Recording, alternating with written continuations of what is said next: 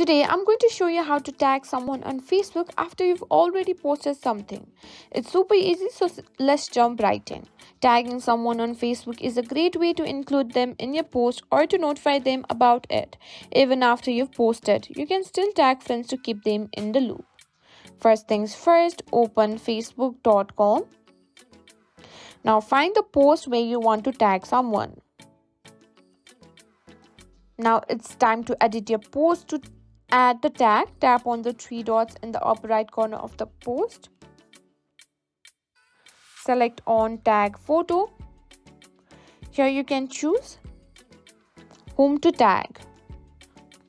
You can simply, here you'll find all the friend list.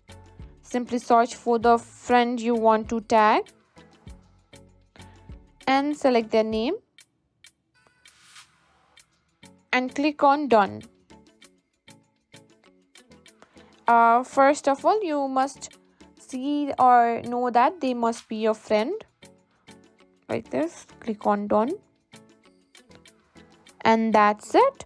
You should see the tag appear in your post and the person will be notified that they've been tagged. And that's it. You've successfully tagged someone on Facebook after posting.